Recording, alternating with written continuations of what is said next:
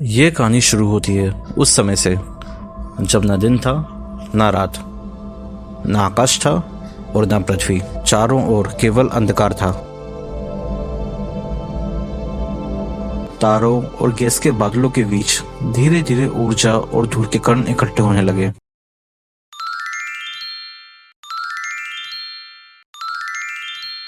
करोड़ों वर्षों की इस प्रक्रिया से हमारे ग्रह पृथ्वी का जन्म हुआ। आज हम आपको इस अद्भुत समय में ले चलेंगे, उस युग में जहाँ ना पेड़ थे, ना जानवर और ना ही इंसान, लेकिन जीवन की कहानी जहाँ पहली बार शुरू हुई थी।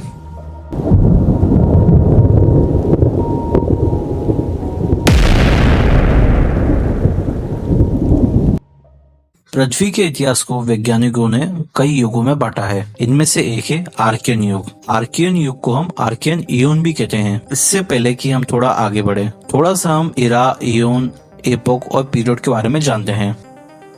दरअसल जब हम पृथ्वी के इतिहास के बारे में बात करते हैं तो हम इसका इतिहास केवल वर्षों या सदियों में नहीं मापते। वैज्ञानिकों ने पृथ्वी के 4.5 अरब वर्षों के इतिहास को समय की बड़ी बड़ी इकाइयों में बांटा है, जैसे इयोन, इरा, पीरियड, एपोक। ये लाइन बड़े से छोटे की ओर दी गई है। जैसे इयोन, इयोन सबसे बड़ा समय काल होता है और ये अरबों साल का हो सकता है। For example phanerozoic eon. Eon को हम समझ सकते हैं कि इयोन सबसे बड़ा समय खंड होता है। इरा इयोन का एक हिस्सा होता है। इरा भी बहुत ही लंबा होता है, पर ये इयोन के अंदर आता है। एक इयोन के अंदर काफी इरा हो सकते हैं। उदाहरण के लिए paleozoic era, mesozoic era, cenozoic era. इसी क्रम में आगे पीरियड आता है। पीरियड एरा का एक हिस्सा होता है। एरा को और छोटे भागों में बांटा जाए तो वो पीरियड कहलाते हैं। उदाहरण के लिए जुरासिक पीरियड, क्रेटेशियस पीरियड और एपोक। इनमें से सबसे छोटा समय खंड होता है। एपोक सबसे छोटी समय की इकाई होती है। इंसानों का ज्यादातर समय एपोक में ही बीता है। उदाहरण के लिए प्लेस्टोसीन एपोक, हेलोसीन एपोक। अगर हम इयोन को एक पूरा किताब समझें तो एरा उस किताब का एक हिस्सा होगा, पीरियड उस किताब का एक अध्याय होगा और एपोक उस अध्याय का एक पैराग्राफ होगा। हम जो आर्कियन युग की बात कर रहे हैं वह 4 अरब साल पहले शुरू हुआ था और 2.5 अरब साल पहले खत्म हो गया था। यानी एक अलग भाषा में कहें तो ये पृथ्वी के बचपन का समय था, जब ये ग्रह स्थिर होना सीख रहा था। उस समय पृथ्वी आज के जैसी बिल्कुल नहीं थी। ये एक जलता हुआ, उबलता हुआ गोला था। चारों ओर ज्वालामुखी फट रहे थे। लावा नदियों की तरह बह रहे थे। आसमान राख और धुएं से भरा हुआ था। पृथ्वी की सतह इतनी गर्म थी कि वहां कोई भी जीवित नहीं रह सकता था और अंतरिक्ष से लगातार उल्कापिंड या मीटेओराइट्स पृथ्वी से टकरा रहे थे। हर टक्कर एक भयानक विस्फोट लेकर आती थी। पूरी पृथ्वी हिल जाती थी। लेकिन इन्हीं टक्करों के साथ पृथ्वी को पानी और कई जरूरी एलिमेंट्स भी मिले।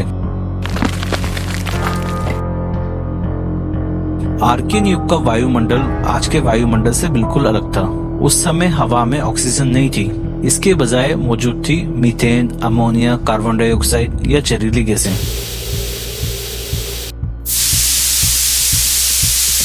अगर आज का इंसान उस समय वहां होता तो सांस भी नहीं ले पाता।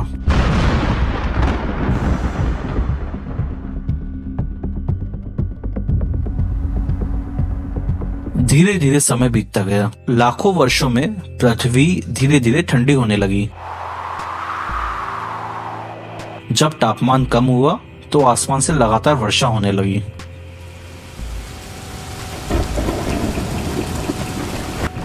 यह वर्षा कई हजारों सालों तक चली। इसी वर्षा से पृथ्वी पर पहले महासागर बने। गर्म लावा से भरी पृथ्वी अब पानी से ढकने लगी। यही महासागर भविष्य के जीवन को पालने वाला था। महासागरों के नीचे धरती की सतह में अब भी ज्वालामुखी गतिविधियां हो रही थी। कई जगहों पर समुद्र के भीतर गर्म पानी और रसायन धरती के भीतर से बाहर निकल रहे थे। इन्हीं को हम हाइड्रोथर्मल वेंट्स कहते हैं।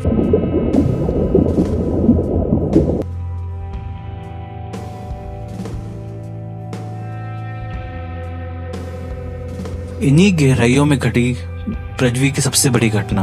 निर्जीव केमिकल्स ने पहली बार जीवन को जन्म लिया।